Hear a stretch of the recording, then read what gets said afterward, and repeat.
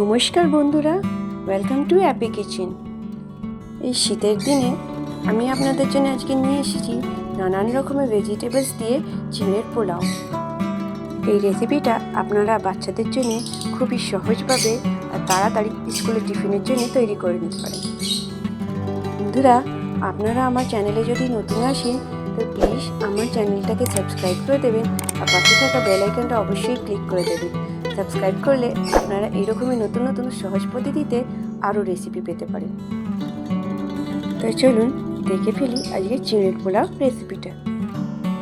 এখানে আমি 200 গ্রাম চিড়ে নিয়েছি আর চিড়েগুলোকে আমি ভেজাবো না, একটু জল দিয়ে ধুয়ে একটু জল ঝাড়তে রেখে দেবো। দেখতেই পাচ্ছেন ভালোভাবে জল দিয়ে ধুয়ে নিলাম, ধোয়া হয়ে গেছে। জলটা ফেলে দিয়ে এবার এটা বাকি যে জলটা আছে ওই জলটার সমেত জল ঝাড়তে রেখে দিলাম। এখানে আমি নিয়েছি আলু, বিনস, ফুলকপি, কড়াইশুঁটি, গাজর, ক্যাপসিকাম, পেঁয়াজ, ধনেপাতা, কাঁচা লঙ্কা 3টে আর একটা গোটা পাতিলেবু। আর নিয়েছি বাদাম।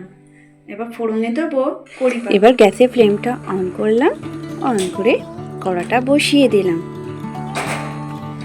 কড়াটা যখন একটু গরম হয়ে যাবে কড়ার মধ্যে এবার দিয়ে দেবো সর্ষের তেল।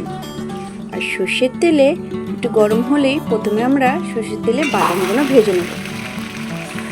বাদামগুলো খুব বেশি লাল করতে হবে না, অল্প ভাজা হয়ে গেলেই তুলে নিতে হবে। বাদামগুলো সব ভাজা হয়ে গেছে, এবার সব বাদামগুলো তুলে নেব। এবার কড়াতে যে তেল বেঁচে গেছে ওই তেলের মধ্যে 1 চামচ কালো সর্ষে আর কড়ি পাতাটা ফোড়নে দিয়ে দিলাম।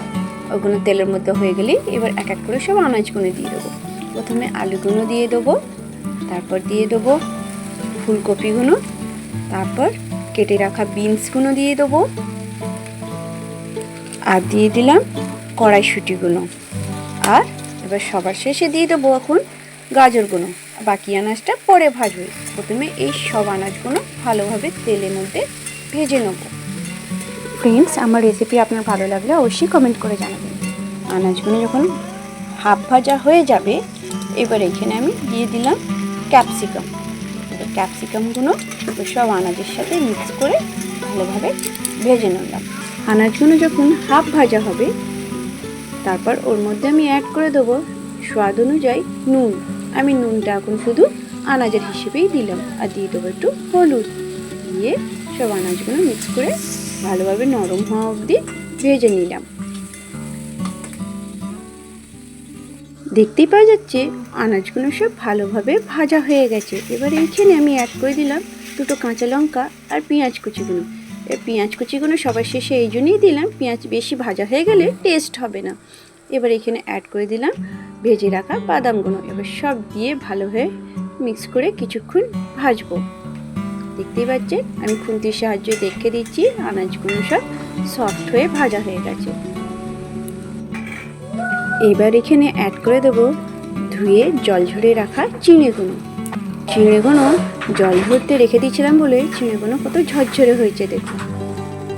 এবার এখানে অ্যাড করে দেবো হলুদ গুঁড়ো, জিরে গুঁড়ো আর ধনে গুঁড়ো। আর দিয়ে দেবো স্বাদ অনুযায়ী লবণ। এবার এইগুলো ভালোভাবে মিক্স করে নেবো। আর চিড়ের পোহা বলতে চিড়ের পোলাও প্রায় রেডি হয়ে এসেছে। চলুন 1 থেকে 2 মিনিট নাড়িয়ে নিয়ে এবার গ্যাসের ফ্লেমটাকে এখানে অফ করে দিলাম। আর ওপর থেকে দিয়ে দিলাম ধনেপাতা কুচি। এবার ধনেপাতা কুচি দিয়ে আর এবার এখানে অ্যাড করে দেবো অর্ধেকটা পাতিলেবু। পাতিলেবু পুরো রসটা আমি চিড়ের মধ্যে দিয়ে দিলাম। এবার এগুলো সব দিয়ে ভালোভাবে মিক্স করে নেব। ফ্রেন্ডস, এবার আমার চিড়ের পোলাও ব্রেকফাস্টের জন্য পুরোপুরি রেডি। এবার আমি চিড়ের পোলাওটাকে ওপরে একটু ঝুরি ভাজা দিয়ে সার্ভ করলাম। আপনারা চাইলে যে কোনো চানাচুর দিয়ে সার্ভ করতে পারেন। Thank you for watching my video.